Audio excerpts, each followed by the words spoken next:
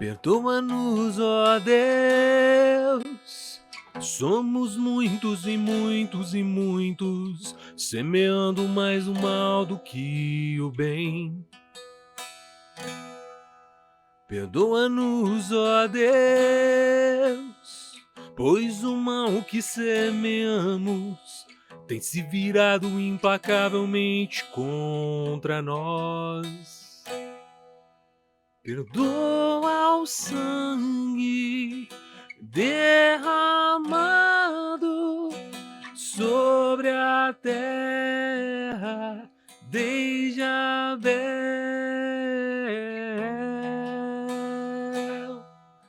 Perdoa-nos, ó Deus, perdoa-nos, perdão. Perdoa-nos, ó Deus, perdoa-nos, perdoa-nos, perdão.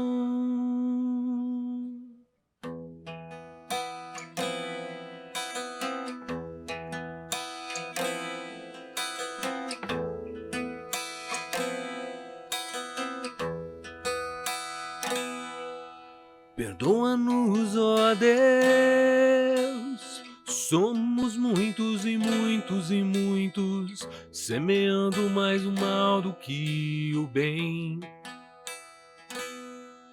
Perdoa-nos, ó Deus, pois o mal que semeamos tem se virado implacavelmente contra nós. Perdoa-nos, ó Deus, perdoa-nos, perdão. Perdoa-nos, ó Deus, perdoa-nos, perdoa-nos, perdão. Perdoa o sangue derramado sobre a terra desde Abel. Junte a Deus nossos ossos secos, sopra a vida mais uma vez. Perdoa-nos, ó Deus, perdoa-nos, perdão. Perdoa-nos, ó Deus, perdoa-nos, perdoa-nos, perdão. Nos perdoe, ó Deus, do imperialismo, o nazismo, o comunismo, o capital selvagem, impiedoso, inescrupuloso, a escravidão, a religião, sempre querendo te domesticar, te encaixotar, te fazer de empregadinho.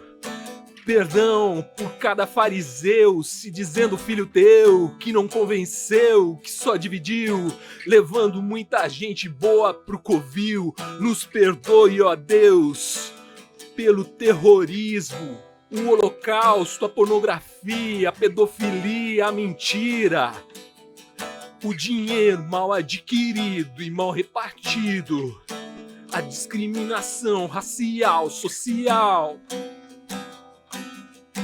irracional. Nos perdoe, ó Deus. Perdoa-nos, perdoa-nos, perdão. Perdoa-nos, ó Deus, perdoa-nos, perdoa-nos, perdão.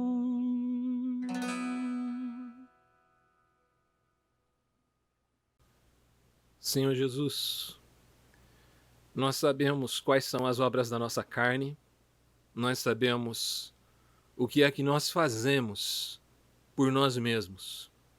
Se não é o Teu Espírito em nós, se não é a nossa nova criação por meio de Jesus Cristo.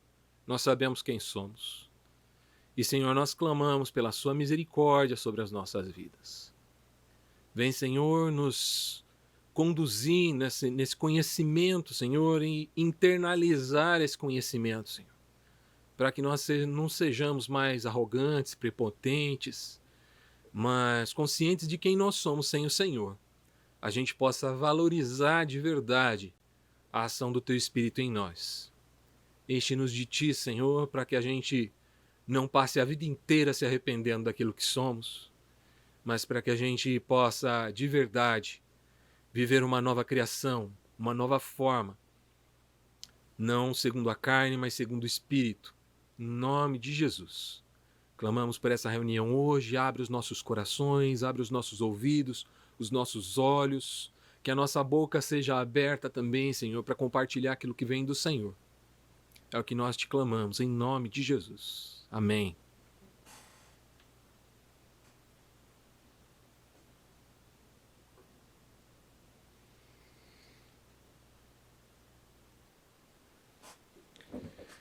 Amém. Essa é uma música muito antiga, de uma das minhas bandas favoritas da vida, Fruto Sagrado. Muito antiga não tanto, né? É de 2003. É um pouco antiga, tenho 20 anos já. Bom, vamos lá. A gente está trabalhando o texto de Gálatas 5, onde fala o tema central, vai ser o fruto do Espírito, né?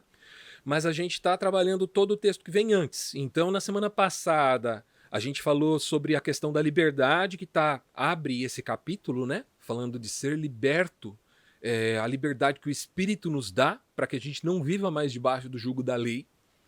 E nessa reunião, a gente vai falar sobre as obras da carne, que vem exatamente antes do momento que ele vai falar do fruto do Espírito. Então a gente vai ler o trecho, a gente vai reler o verso 18, tá? É Gálatas 5, né? A gente vai reler o verso 18, que era o último verso da semana passada, e vai até o verso 26 hoje, tá bom? Vou ler esse trechinho aqui. Apesar de parecer que é muito versículo assim, são versículos bem curtinhos, é um trecho bem curto. Gálatas 5, do 18 ao 26. Quando, porém, são guiados pelo Espírito, não estão debaixo da lei. Quando seguem os desejos da natureza humana, os resultados são extremamente claros: imoralidade sexual, impureza, sensualidade, idolatria, feitiçaria, hostilidade, discórdia, ciúmes, acesso de raiva, ambições egoístas, dissensões, divisões, invejas, bebedeiras, festanças desregradas e outros pecados semelhantes. Repito o que eu disse antes: quem pratica essas coisas não herdará o reino de Deus. Daí, na sequência, ele vai falar do fruto do Espírito, né? Que eu vou ler também, mas a gente não vai falar sobre eles hoje. Mas o Espírito produz este fruto: amor, alegria, paz, paciência, amabilidade, bondade, fidelidade, mansidão e domínio próprio. Não há lei contra essas coisas. Aqueles que pertencem a Cristo crucificaram as paixões e desejos de sua natureza humana.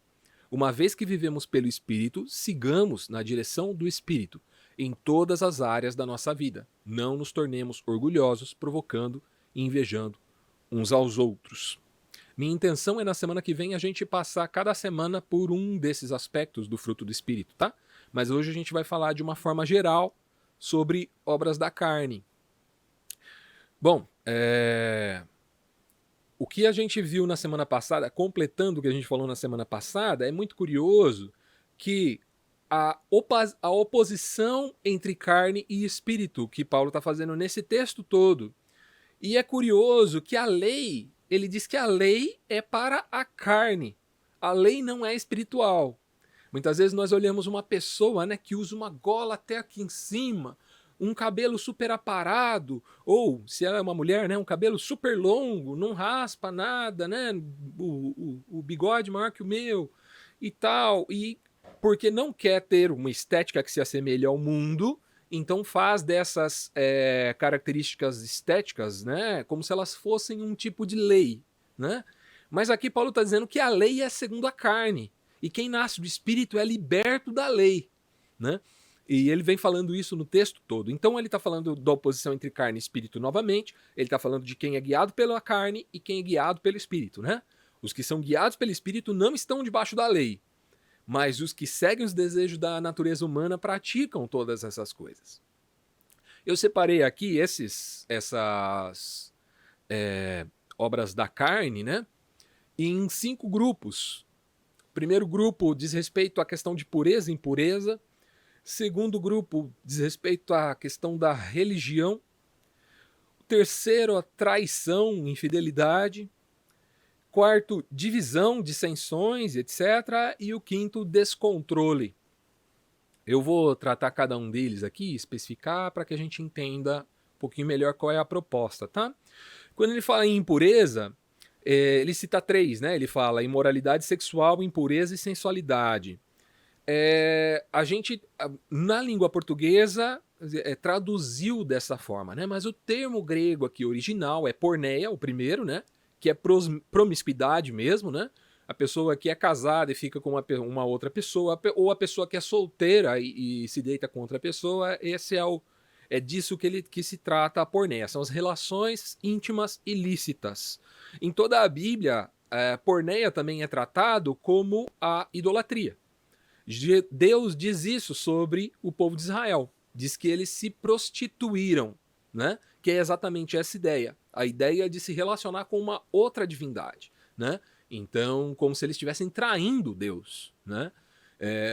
Então, isso aparece muito na Escritura, a questão da imoralidade sexual e da porneia relacionada à relação com outros deuses também, tá? O outro termo que aparece, que foi traduzido como impureza, é a cartasia. A cartasia é o contrário de cartasus. Cartasus quer dizer puro. Então, a cartasia quer dizer impuro, o não puro, né? A partícula A quer dizer a negação, né? Então, é o mesmo termo que no Novo Testamento você vai encontrar esse termo sendo usado para espíritos imundos. Sempre que você lê espíritos imundos no Novo Testamento, a expressão é essa, espíritos impuros, acartasos, acartasia. E o terceiro que ele vai dizer aqui que foi traduzido como sensualidade, né? Azeugeia. Azeugeia, zeuge quer dizer contenção. Azeugeia é quem não se contém, quem, né, se entrega, quem não consegue se conter, se abster, né? Esses que não se controlam. Então são esses 3 pecados que ele está nominando aqui, né? Porneia, cartasia, azeugeia, são essas coisas. É a promiscuidade sexual, né? O outro de impureza e o terceiro de incontinência, de não conseguir se segurar, se não ter autocontrole, né? Efésios capítulo 5, versos 3 e 4, Paulo está fazendo uma repreensão, né, dos irmãos lá daquela igreja. Ele diz assim, que não haja entre vocês imoralidade sexual, impureza ou ganância. Esses pecados não têm lugar no meio do povo santo. As histórias obscenas, as conversas tolas, as piadas vulgares não são para vocês. Em vez disso, sejam agradecidos a Deus. Existe no nosso tempo, né, no nosso tempo e lugar, Brasil, ano 2022, quase 2023, né? Estamos quase no terceiro quarto do ano aí. Quase no quarto. Não, já começamos o quarto, né? Mês 9. Estamos entrando no quarto. A gente tem vivido um momento de o que tem se tratado como uma masculinidade bíblica ou cristã, em muitos momentos é isso. Piadas vulgares, né? O homem que se posiciona vulgar ou que trata a mulher como um objeto de desejo, que é propriedade, né? Isso é o que Paulo está discriminando aqui, dizendo que isso não deveria nem existir, a gente não deveria nem pensar nisso como povo santo. E ele vai dizer aqui nesse texto de Gálatas que a gente está lendo que essas são obras da carne. Então, não é porque um cara é meio bruto, porque ele usa uma linguagem muito machona, que ele é masculino biblicamente. Não, né? Porque Jesus não era assim e não é esse o nosso modelo de masculinidade bíblica. O segundo grupo que eu separei aqui, eu separei só dois, que é a questão da religião. Ele vai citar, na nossa tradução diz idolatria e feitiçaria. Idolatria são duas palavras, tá? É ídolon, latreia. Ídolon é o ídolo, né? A estátua que representa uma divindade, e latreia é adoração, culto mesmo. Latreia você vai encontrar muito no Novo Testamento. Toda hora que fala de culto no Novo Testamento, o termo é latreia. Prestem culto ao Senhor. Eles cultuavam a Deus. É latreia, tá? E idolatreia, ídolon, latreia, é a adoração de outros deuses, né? Que combina com aquele primeiro pecado lá da porneia lá em cima, né? Porque na Bíblia sempre que você vai... isso é tratado como um paralelo. Você prestar culto a um Deus que não é o seu Deus é um tipo de porneia, uma relação ilícita. E o segundo, que é feitiçaria, é farmaqueia, que naquele momento, né, em que eles viviam, eram feitiços, né? As pessoas que faziam o que aqui a gente chama de mandinga, sei lá. Tem um nome mais bonitinho que o pessoal usa. Por exemplo, bater na madeira, fazer essas coisas. Como é que chama isso? São crendices populares, assim. E era esse tipo de coisa aqui que ele está dizendo. Elaboração ou administração ou uso de drogas e de feitiços, né? Então, simpatias, coisas desse tipo, né?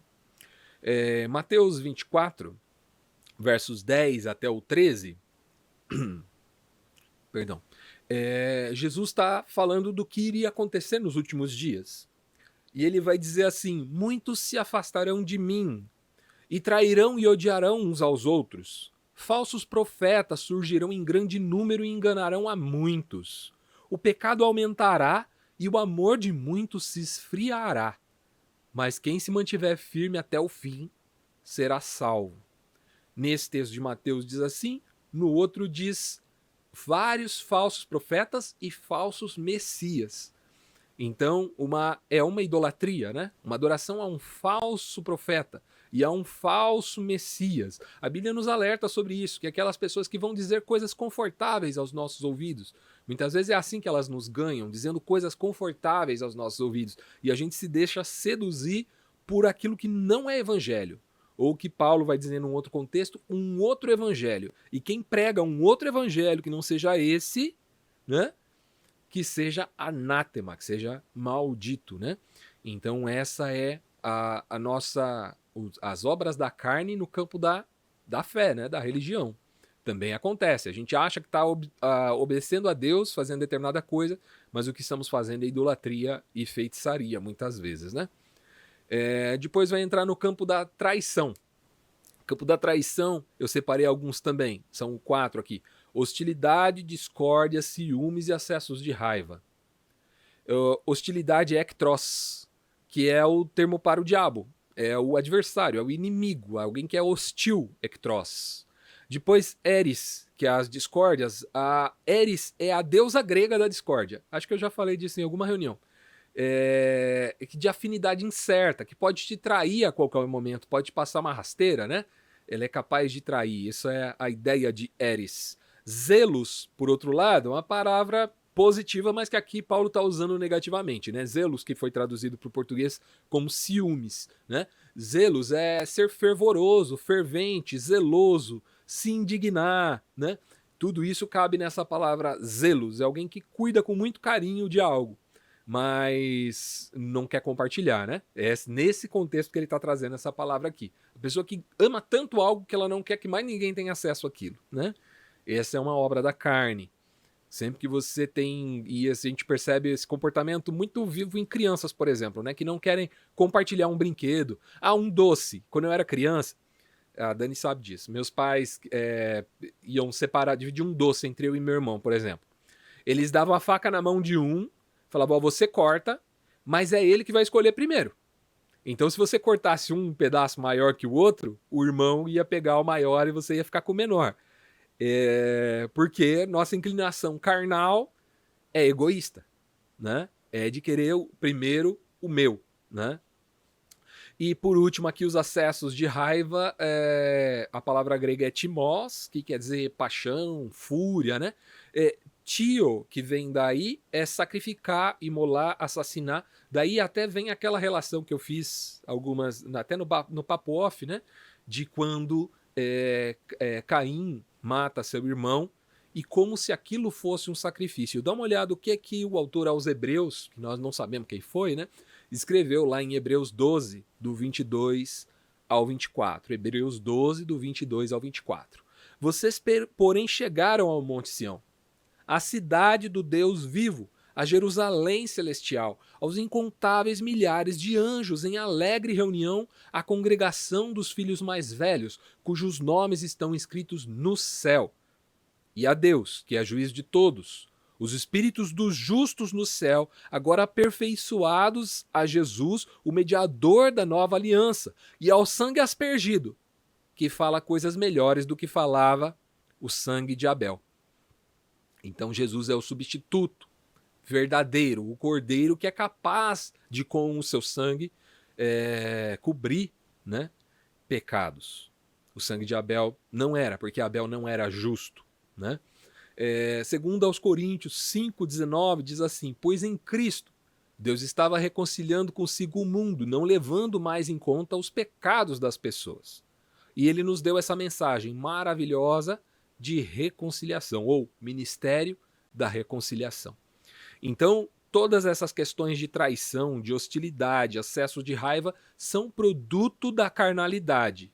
O Senhor Jesus nos chama para uma nova aliança por meio do seu sangue, que fala melhor do que o sangue de Abel, né? Porque Abel não era inocente, apesar da gente ter essa ideia, né, de que Abel era inocente. Abel não era inocente, ele estava justificado pelo sacrifício que entregou. Mas ele não era uma pessoa inocente, ele tinha culpa, ele era pecador. Se ele fosse inocente, seu sangue teria purificado seu irmão, assim como aconteceu quando Jesus, o único inocente, né, derramou seu sangue por nós. Depois vem a parte das divisões.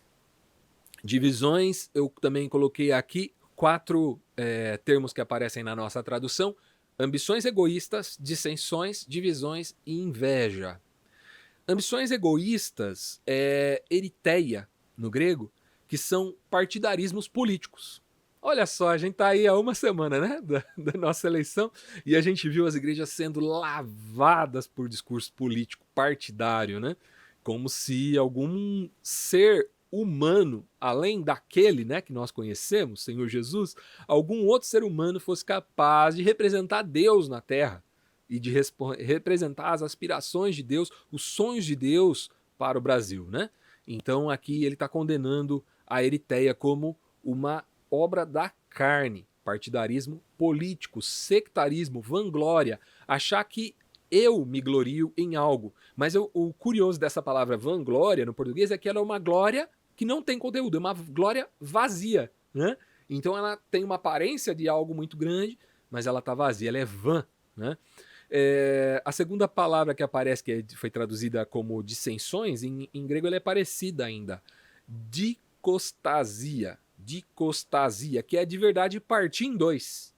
Sempre que em grego aparece 2 vezes, né? Faça isso 2 vezes, disse, que é a palavra que se usa. E dicostasia é dividir em 2, partir em 2, romper, né? É uma obra da carne.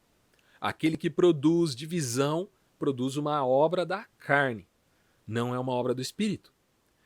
Depois, isso foi traduzido como dissensões, né? Depois, divisões. Outra palavra que é quase um sinônimo, mas no grego não é. No grego, aireses, que foi traduzido como divisões, é tomar para si um partido. Então, um é sobre dividir, o outro é para pegar aquela turma para você. Imagina alguém que chega numa igreja, por exemplo, provoca uma divisão, caluniando alguém, e a galera que compra o discurso dele, ele traz para ele. Então ele fez as duas coisas. Dicostasia, ele dividiu, e a aireses, ele conquistou. Já ouviu esse termo? Dividir para conquistar? É isso aqui, dicostasia, aireses. Eu divido e conquisto. Trago para mim. Obra da carne. E o último, inveja, o termo grego é phtonos. Phtonos é inveja, corrupção, qualquer tipo de depravação. Depravação no sentido da coisa se corromper, né? Corrupção, de fato, fitonos. Eu separei um texto aqui que está lá em Provérbios. Esse é um dos textos que eu gosto muito, cito bastante ele, porque eu acho que ele nos coloca o coração no coração de Deus. Quando nós achamos que sabemos o que é que Deus abomina, a gente deveria ir para esse texto. Provérbios 6, do 16 ao 19. Diz assim, eu estou lendo na NVT todos os textos, né? Há 6 coisas que o Senhor odeia. Ou melhor, 7 coisas que ele considera detestáveis ou abomina. A sua alma abomina, é o que diz na Almeida, né? Olhos arrogantes, língua mentirosa, mãos que matam o inocente, coração que trama a maldade, pés que se apressam em fazer o mal, a falsa testemunha, olhe só as fake news, que diz mentiras, e a 7ª, que ele abomina, é aquele que semeia desentendimento entre os irmãos. Você quer saber o que é abominação para Deus? Caluniar o seu irmão. Causar divisão. Causar sectarismos. Causar uma divisão e tomar para si a liderança daquele grupo que você dividiu. Isso Deus abomina. Isso é abominação ao Senhor. Provérbios 6, 16 ao 19. É uma obra da carne. E o último grupo é o grupo de descontrole, que na tradução mais tradicional, né, tradução tradicional, a gente lê como bebedeira e glutonarias, né? Metai, que é bebedeiras, de fato é abuso de substâncias, tá? Não só de álcool, mas inclusive de outras drogas que eles poderiam usar. Cabe aqui. Metai é isso. E comus era a festa, que é traduzido como festanças desregradas aqui na minha NVT, e na Almeida traduz como glutonaria, né? Alguém que come demais. Não é só isso, tá? É a busca pelo prazer, um prazer hedonista, né? E o comus era a festa que eles faziam para Baco e outras divindades, né? Na madrugada. Eles saíam tocando instrumentos e tal, e comendo, bebendo muito, e estuprando pessoas e coisas desse tipo. Essa é o tal do bacanal, vem daqui. Essa é a origem dessa festa, que é traduzida como comus no grego. E essa era a orgia, né? A gente, em algumas bíblias, traz também como orgias, bebedeiras e orgias. Tem 2 textos aqui para ler sobre isso. Um está ali em Êxodo 32, 25. A gente falou desse texto recentemente, que é quando Moisés sobe o monte para pegar as tábuas da lei, e quando ele está voltando, o povo está cultuando o bezerro de ouro, né? Olha só o que é que acontece aqui, Êxodo 32, verso 25. Moisés viu que Arão havia permitido que o povo se descontrolasse completamente, dando motivo de zombaria aos seus inimigos. O que indignou Moisés foi isso, né? Aquela festa estava virando parecendo com essa festa de Baco aqui, né? Uma festa descontrolada, desregrada. As pessoas tinham perdido absolutamente o controle. Efésios capítulo 5, versos 17 a 19, vai falar sobre isso também. Paulo escreveu assim: não ajam de forma impensada, mas procurem entender a vontade do Senhor. Não se embriaguem com o vinho, pois ele os levará ao descontrole. Em vez disso, sejam cheios do Espírito Santo, cantando salmos, hinos e cânticos espirituais entre si, louvando o Senhor de coração com música. É curioso que o povo dessa igreja celebrava a ceia com vinho, com álcool, né? Mas o que é que Paulo está dizendo aqui? Não se embriaguem, não exageram, não passa do ponto, porque isso vai levar vocês ao descontrole, né? Então é uma chamada à prudência, um chamado à prudência, ao equilíbrio, à moderação, né? Então está dizendo que o descontrole é uma obra da carne. Depois a gente vai ver lá qual que é o correspondente, né, entre o fruto do Espírito, né? que na nossa tradução vocês já sabem, né? Não é nenhuma novidade. Eu vou falar de domínio próprio, né? De autocontrole, domínio próprio. E é uma obra que o Espírito faz em nós, mas que se a gente deixar a carne no piloto automático, a gente vai para essa realidade aqui do descontrole mesmo, né? Das embriaguez, uso de drogas, comilança desregrada, atender os próprios desejos, né? Ao invés de controlá-los. Quando Deus conversa com Abel, retomando aquele texto lá, Deus fala isso para ele. Olha, você precisa dominar o pecado, porque o pecado está te circundando. Você precisa dominá-lo, né? E é isso, disso que a gente está falando aqui também. Curioso que essa lista que a gente repassou aqui, inclusive no grego, nos significados originais, ela não é uma lista de proibições, porque senão seria uma outra lei. A gente ia estar fazendo a mesma coisa. Ele acabou de dizer que o Espírito nos livra da lei, como é que eu vou colocar uma nova lei? Dizendo o que pode e o que não pode. Isso pode, isso não pode, isso pode, isso não pode. Não é isso. Mas é uma lista de sintomas que a gente observa no ser humano caído. Quando eu olho alguém que corresponde a esses comportamentos, esse comportamento é um comportamento adâmico, do ser humano corrompido pelo pecado. Isso significa que essa pessoa não tem salvação, que ela está longe de Deus? Não. Isso significa que a pessoa está manifestando obras da carne. O texto que a gente leu na semana passada, lembra? O espírito milita contra a carne e a carne milita contra o espírito, para que você não faça o que você quer. E qual dos dois que vai vencer essa batalha? Aquele que eu alimentar mais, aquele que eu, né, me dedicar mais. Eu alimento mais o espírito ou eu alimento mais a carne?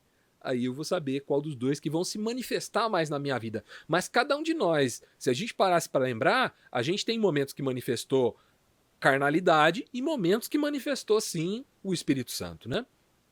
Em todos esses daqui, a gente nota uma coisa em comum. Está presente em todos eles. Que é o egoísmo. O egoísmo. O pensamento em si antes de pensar no próximo. Você reparou? Que todos eles aqui são para satisfazer o meu desejo. Ou seja, a carne. A carne quer ser satisfeita em seus desejos, em sua lascívia, em sua busca por prazer, né? E isso a gente chama, né, de hedonismo. Hedonismo é uma ideia filosófica de busca pelo prazer. Sabe aquela história? Comamos e bebamos que amanhã morreremos. Então vamos aproveitar o hoje, viver a vida, curtir mesmo. Isso é uma ideia, é um ideário grego hedonista. Hedonista é esse, vive para satisfazer a própria carne. Existiu inclusive uma dissensão aí, uma heresia, né? Depois foi condenada como heresia, de alguns dos cristãos, dos primeiros cristãos que entraram nessa conversa, de que o corpo era corrompido pelo pecado, então pode fazer o que quiser com o corpo. O espírito é que vai ser redimido, né? Então, e isso foi condenado como heresia, obviamente, né? Não dá para sustentar essa ideia à luz de um texto como esse, por exemplo, né? O resumo disso tudo é que quem vive para si, quem vive focado no próprio umbigo, na própria satisfação, não verá o reino de Deus. Vocês lembram o que Paulo escreveu aqui? Logo depois que ele está listando tudo isso aqui, ele fala que não... Vamos no texto para não ter... para não pegar errado. Repito o que disse antes. Quem pratica essas coisas não herdará o reino de Deus. Quem caminha dessa forma, quem conduz a sua vida de modo egoísta, não herdará o reino de Deus. A gente viu nas Bem-aventuranças, né? A outra série que a gente estava fazendo, que aquela pessoa que vive para si, né? No futuro não teria aquilo que ela tinha. Você é muito rico. Ai de você. Que dó. Porque amanhã você vai ser pobre, né? Então, da mesma forma que ele está dizendo, quem vive para si não herdará o reino de Deus. Isso pode significar duas coisas, tá? Pelo menos, né? Que viver para si é uma ofensa a Deus, e eu acho que é, tá? A pessoa que vive para satisfazer a própria vontade, ela ofende a Deus e ofende ao seu próximo. Segundo, que viver para si é um sintoma do pecado. Então, uma coisa é dizer que quem vive para si está pecando. Outra coisa é dizer que quem vive para si está manifestando um sintoma do pecado. E eu acho que as duas coisas acontecem aqui. Tanto é pecado em si, viver para si, quanto é sintoma de algo mais grave, que é a nossa separação de Deus. Então uma coisa é o meu pecado como ato que me afasta de Deus, outra coisa são as obras que eu manifesto porque eu estou afastado de Deus. Então, quanto mais longe de Deus eu estou, mais a minha carne se torna forte e mais eu vou manifestar as obras da carne. Agora, quanto mais perto de Deus eu estou, mais o meu espírito, mais o Espírito de Deus em mim é fortalecido e eu vou manifestar o fruto do Espírito. Isso é muito importante, porque além do ato que eu posso fazer ou não fazer, está o sintoma que eu estou manifestando. Quando eu percebo que eu estou muito egoísta em tudo, talvez esteja precisando orar mais, talvez esteja precisando buscar mais a presença de Deus, né? Isso vai me levar a imitar o comportamento de Jesus. O Espírito Santo em mim vai produzir a mesma coisa que ele produziu em Jesus. A Bíblia diz, como Deus ungiu Jesus de Nazaré com o Espírito Santo e poder, andou por toda parte fazendo bem e libertando os oprimidos do diabo, porque Deus era com ele. O Senhor Jesus disse, as obras que eu fiz, vocês farão semelhantes e maiores. Então, eu preciso ser revestido, ser cheio do Espírito, para que as obras da carne sejam anuladas em mim cada vez mais e o fruto do Espírito brote em mim cada vez mais. E a gente vai falar na semana que vem especificamente sobre fruto do Espírito.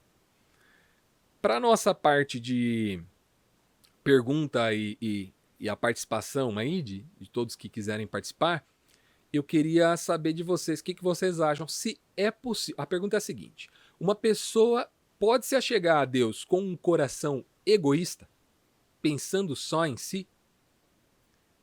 E eu queria muito que vocês me ajudassem, né, a entender isso e desenvolver essa ideia.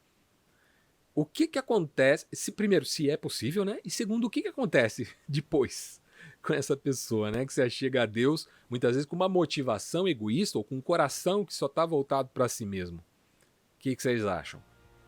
E aí, pessoal, como é que vocês estão? Tudo bem? Primeiramente, obrigado, porque se você chegou até esse vídeo é porque você assistiu a mensagem inteira e você viu que eu termino ela fazendo uma provocação e alguma pergunta. Então, no final dessa reunião, a gente tem aí um papo que vai muito mais longe, né? Se você quer participar dessa conversa também, a principal forma é você comentando aqui embaixo. Você pode responder a pergunta que eu fiz, a provocação que eu fiz e desenvolver também uma conversa aqui. Agora, se você gostaria de participar dessa conversa ao vivo, você deve acessar o link igrejapresente.com/reunião. Através desse link, você vai ter acesso a um formulário em que você preenche alguns dados. É muito simples, pessoal. Você vai responder essas perguntas para que eu possa gerar um link para você participar da reunião com a gente ao vivo. Essas reuniões acontecem todos os sábados às 20 horas através da plataforma Zoom. Quanto isso, você pode ter acesso através desse link aqui à nossa playlist com todas as reuniões da Igreja Presente e neste link aqui se inscrever no nosso canal. Eu recomendo que primeiro você se inscreva no canal e depois acesse as nossas reuniões. Beleza? Tchau, tchau.